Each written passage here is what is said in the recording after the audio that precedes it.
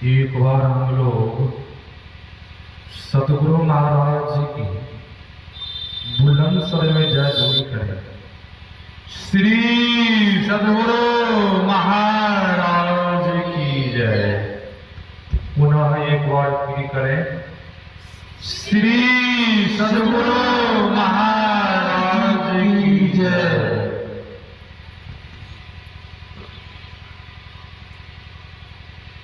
बंदो गुरुपद कंज कृपा सिंधु नर रूप हरि महामोहतम पुण्य ज्ञान सुबचन रवि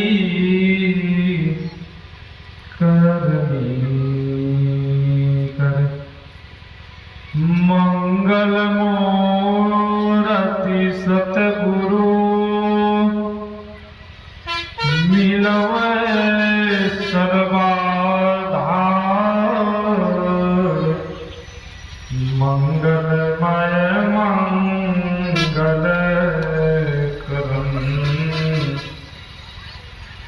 बिनवो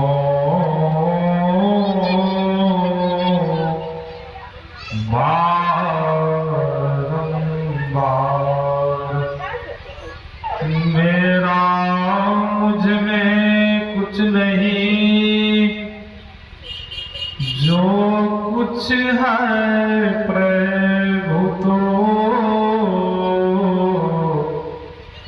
तेरा तुझको सौंपता। क्या गत प्रभु मोर। श्री सतगुरु महाराज की जय। परमाराध्य आराध्य जी की श्री जुगल चरणों में कोटि सहज नमन। मंच पर मंचासीन पूज्यपादाचार्य स्वामी श्री पूर्ण चेतन जी महाराज की श्री जुगल चरणों में कोटि सहज नमन। मंच पर मंचासीन स्वामी विनय सागर जी महाराज की श्री जुगल चरणों में कोटि सहज नमन। मंच पर मंचासीन स्वामी सुखदेवानंद जी महाराज की श्री जुगल चरणों में कोटि सहज नमन। मंच पर मंचासीन पूज्य गुरुजन सत्संग में उपस्थित धर्म प्रेमी माताओं एवं बहन सबों को मेरा नमन है। अभी हम आप भक्ति की विशेषता, भक्ति की महिमा को सुन रहे। बाबा कबीर ने कहा, भक्ति निशानी मुक्ति की संत चढ़े सब धाय, जिन जिन मन आलस किया जन्म जन्म पछत है। बाबा कबीर ने कहा भक्ति निशानी, निशानी का अर्थ होता है सीढ़ी। भक्ति जो है मुक्ति की सीढ़ी है।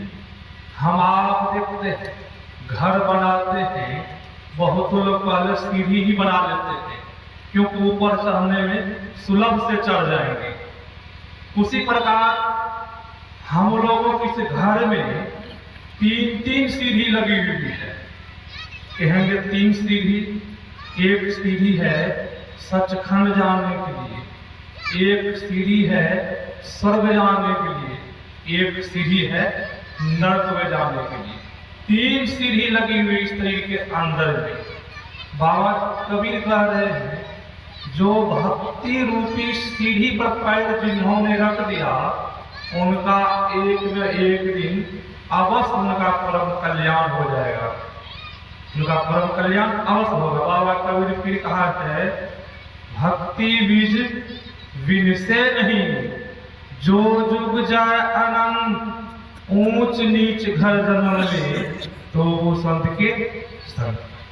बाबा कबीर ने कहा भक्ति बीज जिनको पड़ गया उनका विनाश कभी नहीं होगा।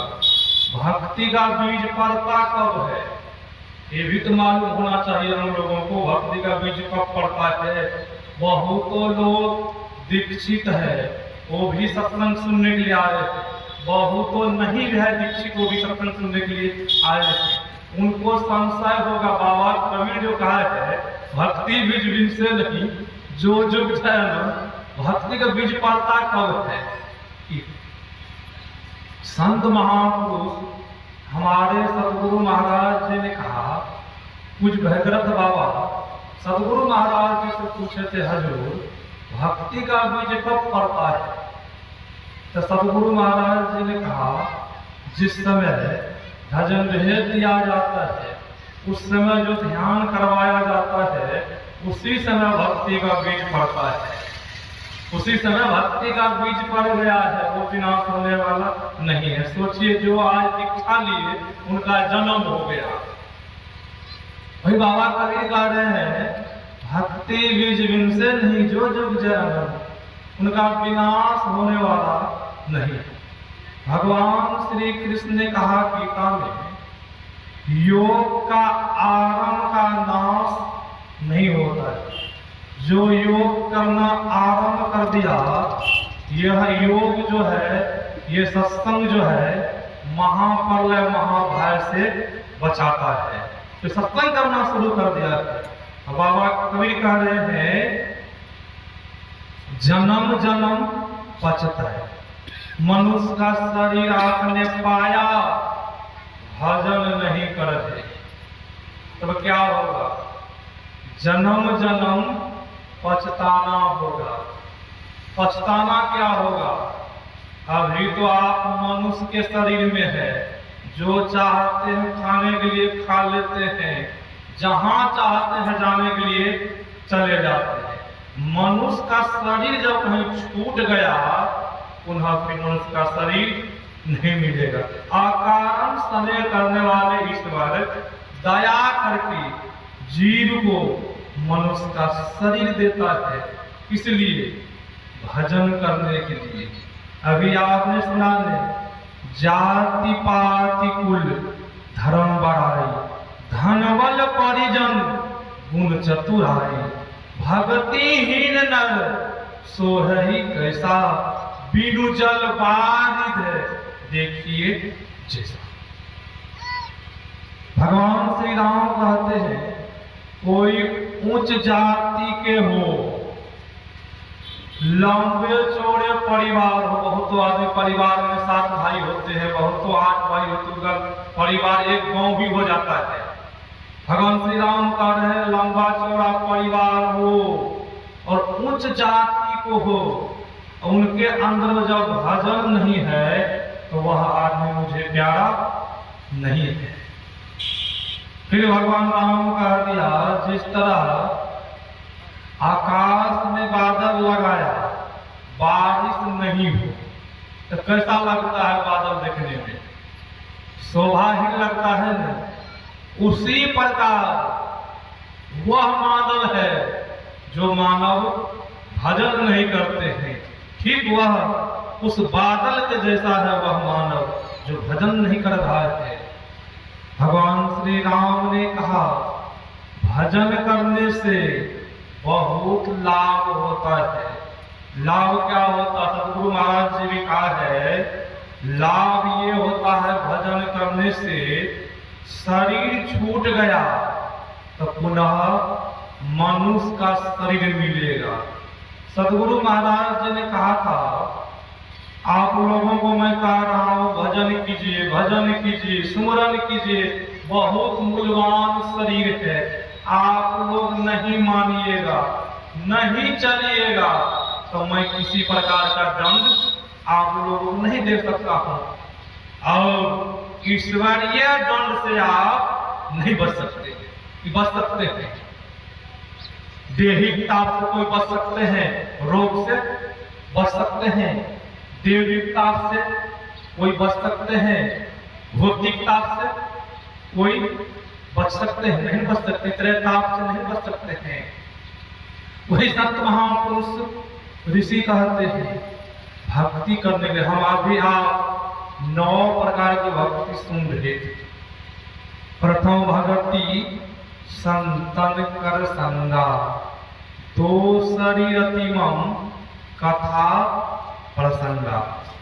प्रथम भक्ति संतों का जो संग किया है वही है प्रथम भक्ति। दूसरी भक्ति है जहाँ कथा चर्चा में प्रेम हो, जहाँ आते हैं कथा व्यावार, कथा को श्रवण कर रहे हैं, चर्चा को सुन रहे हैं, ये क्या है? दूसरी भक्ति। हमारे सदगुरु महाराज जी ने कहा, आहो भक्त सार भगति करू, असार भगति करू, संसार भ्रमत। हमारे सदगुरु महाराज जी ने कहा, सार भक्ति कीजिए, असार भक्ति करेंगे, संसार में दौड़ लगाते रहेंगे। दौड़ लगाना, मनुष्य का शरीर छूटेगा, पशु का शरीर मिलेगा। 84 लाख योनि में बहुत प्रकार का शरीर हम शरीर में धारण करेंगे, जाएंगे, दुख होगा कि सुख होगा? दुख होगा। इसीलिए संत महापुरुष कहते हैं भजन करने के लिए। फिर आपने सुना गुरुपद पंकज सेवा, तीसरी भगति अमाओ, चौथी भगति मम गुण गण गण, करई कपट तजी गान। तीसरी भक्ति है गुरुपद पंकज। पंकज का अर्थ होता है कमल, कमल का अर्थ होता है हाथ। जो कोई गुरु के चरण के सेवा करते हैं, उनके चरण कमल के सेवा करते हैं, तो सोचिए तीसरी भक्ति हम आप कर रहे हैं। फिर कहा गुणगान करने के लिए जो हम आप स्तुति विनती करते हैं, गुणगान करते, वही है चौथी भक्ति। मंत्र जाप मन दृढ़ विश्वासा, पंचम भजन सो वेद प्रकाशा। जो कोई मनोयोग पूर्वक से मंत्र का जप करते हैं, तो सोचिए हम पंचमी भक्ति कर रहे हैं। मनोयोग पूर्वक से जब मंत्र का जप उठते बैठते चलते फिरते करते हैं, मंत्र का ही जप करने के लिए हमारे सदगुरु महाराज जी 3 प्रकार से बताए। वाचिक जप करने के लिए बताए हैं, फिर उपांशु जप करने के लिए बताए हैं, फिर मानस जप करने के लिए बताए हैं। हमारे सदगुरु महाराज जी भी महर्षि में ही आश्रम में कुछ देर के लिए वाचिक जप करवाते थे, फिर कहते थे अब उपांशु जप कीजिए, फिर कुछ देर उपांशु जप करवाते थे, फिर कहते थे आप मानस जप कीजिए। सदगुरु महाराज जी भी करवाते थे उपांशु जप। जिस तरह कान सुन रहा है, जिभिया हिल रही है, ठोर प्रबल हो रहा है, वही है उपांशु जप। वाचिक जप बोल बोल के किया जाता है। वह जब विशेष मन चंचल होता है तब वाचिक जप आपको करना चाहिए। वो भी देख करके करना चाहिए। यहाँ पर कोई आप है कि नहीं है, अगल बगल कोई सुन ले। जब सत्संगी है तब तो ठीक है, गैर सत्संगी के सामने हम मंत्र जप करने के बाद चिक जप करेंगे, ऐसा सतगुरु महाराज जी आदेश नहीं दिया है। भले आजकल मोबाइलों पर जप करके बाबा लोग डाल दिए, और सतगुरु महाराज जी का आदेश नहीं था। कि है आदेश, सतगुरु महाराज जी का आदेश नहीं है, ग्रंथ पुराण को पढ़िए, कहीं आदेश नहीं। बहुत एक बच्ची बाबा से दीक्षा ली, जब बाबा मंत्र जप करने के लिए बता दिए, वो बच्ची से हम पूछते हैं क्या जपोगे, तो बच्ची कहती है हम पहले भी ये मंत्र जानते थे। वो बच्ची बोली हम पहले भी ये मंत्र हम जानते थे, हम मोबाइल पर सुने थे।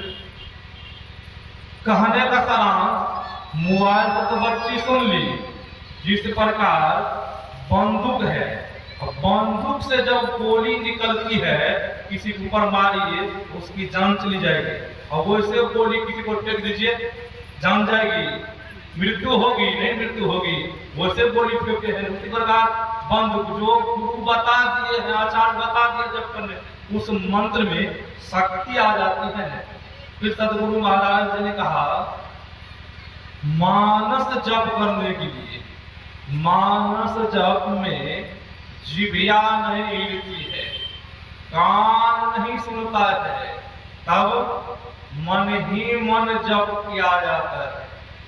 कर से कर्म करो विधि नाना, सुरत रखो जहां कृपा निधाना, मन ही मन जप कीजिए। सतगुरु महाराज जी के समकालीन में जब सतगुरु महाराज जी के प्रशंसा नाम सुने थे, 14 भाषा के ज्ञाता भिक्षु जगदीश काश्यप जी, उनको जगन्नाथ मिश्रा का जब कहीं भाषण होता था तो उनको साथ में लेके जाते थे, इतने प्रखर विद्वान थे। जब हमारे सतगुरु महाराज जी की प्रशंसा नाम सुने तो उनका मन में हुआ एक बार चल के दर्शन करना चाहिए। सतगुरु महाराज जी का अधिवेशन था पटना में। भिक्षु जगदीश काश्यप जी सतगुरु महाराज जी के दर्शन के लिए पटना पहुंचे थे। इसी प्रकार सतगुरु महाराज जी का सत्संग चल रहा था।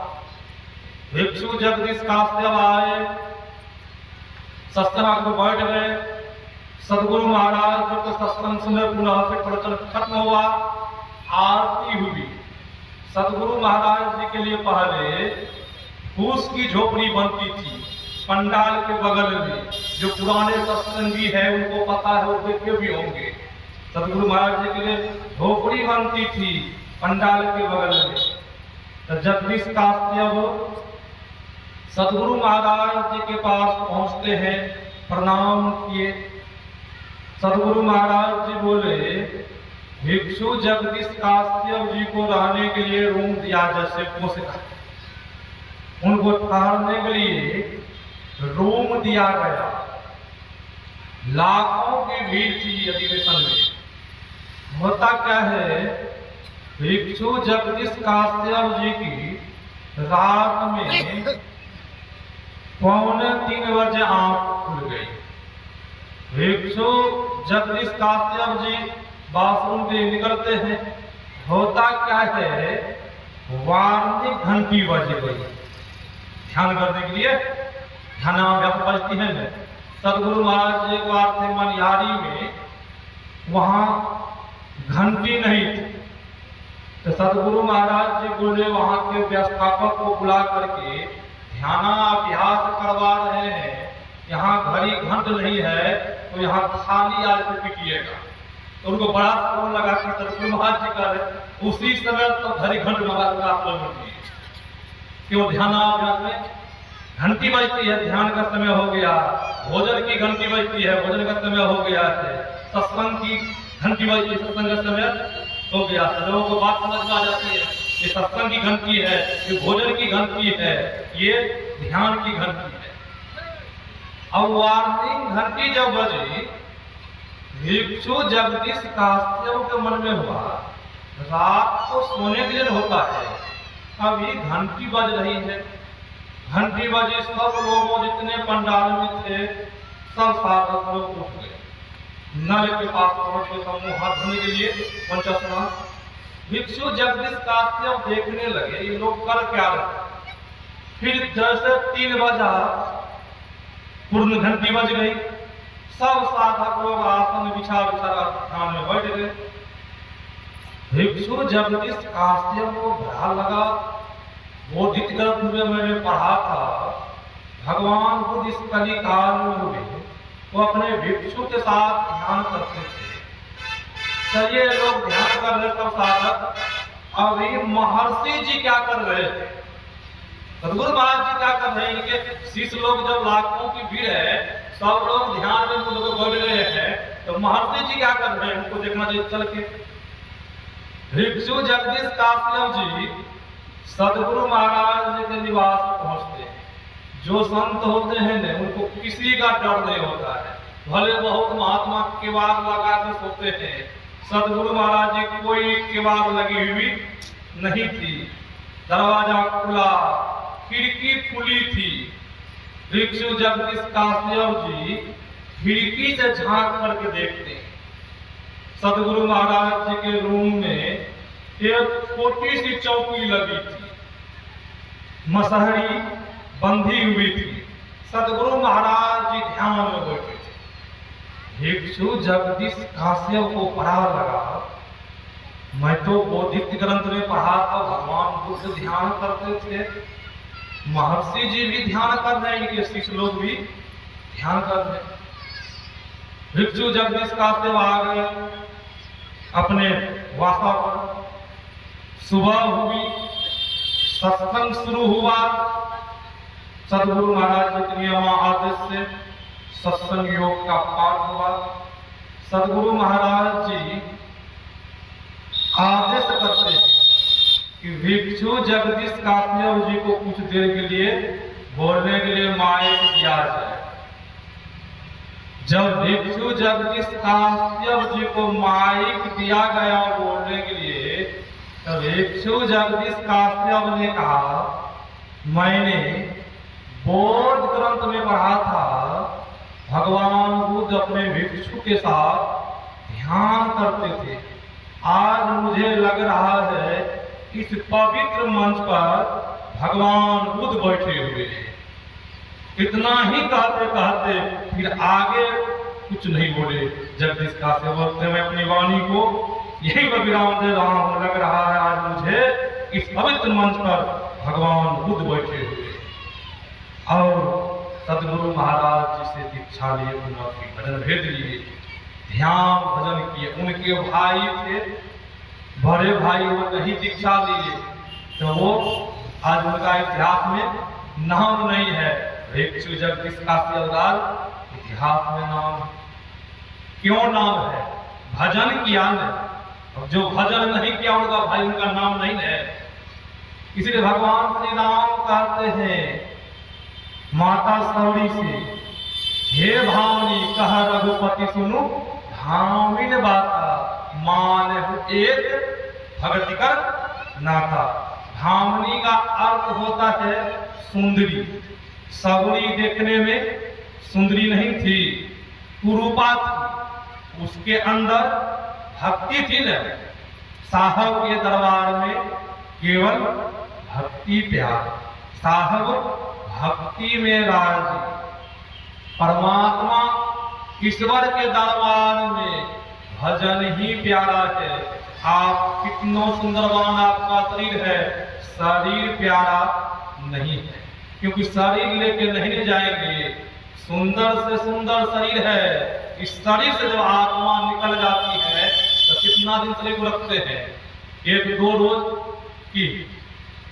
बड़े से बड़े आदमी बिरला टाटा है, मुकेश अंबानी, उन्हीं का शरीर छूट जाए, कितना दिन उनके पुत्र सब शरीर रखेंगे? 1-2 रोज, पुनः उसके बाद शरीर को जला देंगे न। इसीलिए भगवान के दरबार में केवल भक्ति प्यार है। जो भजन करते हैं वही प्यार परमात्मा की नजर में। और भगवान श्री राम ये भी कहे हैं, जो भजन नहीं करते हैं तो उनको दुख उठाना पड़ता है। क्या दुख उठाना पड़ेगा? तो 84 लाख योनि में जाना पड़ेगा। 84 लाख योनि बहुत प्रकार का शरीर है न, वह शरीर हम लोग को पसंद नहीं है, नहीं न है। बैल का शरीर किसी को मिल जाएगा, पशु शरीर मिलेगा, गधा को पसंद है नहीं है। इसी शरीर से हम आप भजन कर सकते हैं।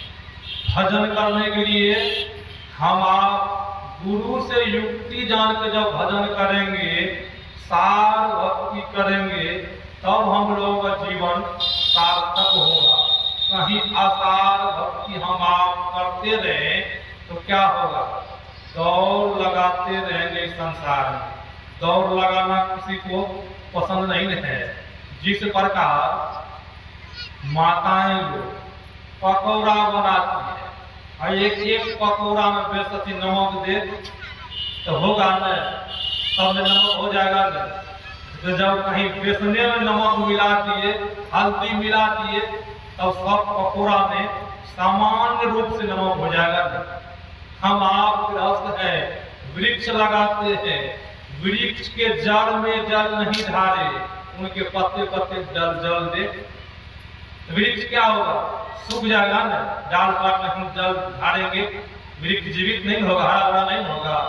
उसी प्रकार हम आप जब सार भक्ति करेंगे युक्ति जान करके, तब हम लोगों का जीवन सार्थक होगा। देखते हैं बच्चा बचपन में भी हम लोग खेलते थे न, मिट्टी का घर बनाते थे, मिट्टी का दाल भात सब्जी पापड़ सब बनाते थे न, भोज करते थे और अपना भी खाते थे। अंदर नहीं जाने देते थे, मुंह तक सटाते थे कि फिर पुनः जब घर जाते थे तो कहते थे माता मुझे बहुत जोरों की भूख लगी हुई है, भोजन।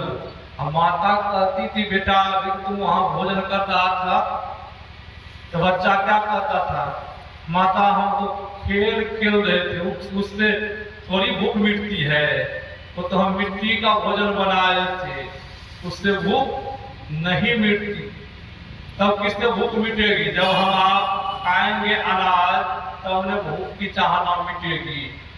उसी प्रकार हम आप बाहरी उपासना जो करते हैं, ये बच्चों के खेल के समान है। जिस तरह बच्चा खेल खेलते हैं, उसी प्रकार हम आप खेल खेल रहे हैं। भगवान श्री कृष्ण ने कहा है, देवताओं का व्रत करने वाले देवताओं के पास, पितरों का व्रत करने वाले पितरों के पास, भिन्न भिन्न भूतों को पूजने वाले भिन्न भिन्न भूतों के पास, मेरा भजन करने वाले मेरे पास आते हैं। देवताओं का व्रत करने वाले माताएं लोग, देवता लोग कहाँ रहते हैं? स्वर्ग में रहते हैं। पुनः स्वर्ग के पुण्य के पूंजी खत्म होने से स्वर्ग से निकाल दिया जाता है न। स्वर्ग भी एक नहीं है। हमारे सतगुरु महाराज जी ने वर्णन किया है, सातों स्वर्ग केर निवासी देव दीव सब अमित विलासी, कोई न अस्थिर सबही बटोई, सत्य शांति स्थिर वही। और सतगुरु महाराज जी ने कहा, स्वर्ग के जितने हैं सब भोगी है, विलासी है, एक स्वर्ग नहीं है, सात सात स्वर्ग है। पुनः स्वर्ग से भी पुण्य की पूंजी खत्म होने पर स्वर्ग से निकाल दिया जाता है। स्वर्ग कौन जाते हैं? जो अधिक पुण्य करते हैं वही स्वर्ग जाते हैं। स्वर्ग जाने से पहले पुण्यात्मा को फूल की माला दी जाती है। अब जिस दिन से आप स्वर्ग में प्रवेश किए हैं, उसी दिन से गिनती शुरू हो जाती है। पुण्यात्मा आज स्वर्ग में एक दिन व्यतीत किया है, पुण्यात्मा स्वर्ग में आज 2 दिन व्यतीत किया है। एवं प्रकार से पुण्य की पूंजी खत्म होने पर, फूल की माला मूर्छित होने पर पुनः स्वर्ग से निकाल दिया जाता है। इसलिए भगवान श्री कृष्ण ने कहा, देवताओं का व्रत करने वाले देवताओं के पास, देवता के पास भी हम आप चले जाएंगे, क्योंकि देवताओं का व्रत कर रहे हैं। आसक्ति लगी है, देहावसान समय चित्ते यदि भाव्येत तदेव अवेजित इत्येव जन्म कारण। मरने के समय में जीव जो भावना करते वही जन्म का कारण बनता है। हम आप देवताओं का व्रत कर रहे हैं, स्वाभाविक रूप से आसक्ति लगी रही, शरीर छूट गया, कहाँ जाएंगे? देवलोक में जाएंगे हम आप। फिर भगवान श्री कृष्ण ने कहा पितरों का व्रत करने वाले, बहुतों लोग अपने पितरों का व्रत करते हैं, जाते हैं कहाँ? गाया में पिंडदान करते हैं, वहां से पिंडदान करके यहाँ आते हैं, भोज भंडारा करते हैं। बहुतों ऐसे आदमी हैं अपने पितरों का मूर्ति बना करके पूजा पाठ करते हैं, उनको चढ़ाते हैं। स्वाभाविक रूप से पूजा करते रहे, आसक्ति लगी रह गई, शरीर छूट गया, तो हम आप कहाँ जाएंगे? आपका पितर जहाँ गया होगा वहीं जाएंगे। फिर पुनः भगवान श्री कृष्ण ने कहा भिन्न भिन्न भूतों को पूजने वाले, 5 भूत तत्व से संसार बना है, 5 भूत तत्व से शरीर बना है, भिन्न भिन्न भूत योनि भी है, परेत योनि भी है। परेत के पूजा व्रत कौन करते हैं? तांत्रिक, ओझा, डैन, जोगी, किनके पूजा पाठ करते उपासना करते हैं? भूत पिशाच। कहीं आसक्ति लगी रह गई, शरीर छूट गया, तो कहाँ जाएंगे? तांत्रिक ओझा कहाँ जाएंगे? जहाँ भूत रहता है। भूत कहाँ रहता है? किसी को समाज में लगता है भूत, तो क्या करते हैं?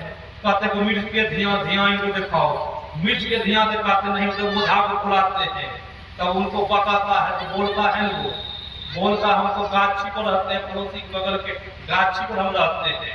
अब विचार कीजिए, आपके बगल में गाछी है, उसी गाछ पर ऊपर रहता है, भूत रहता है।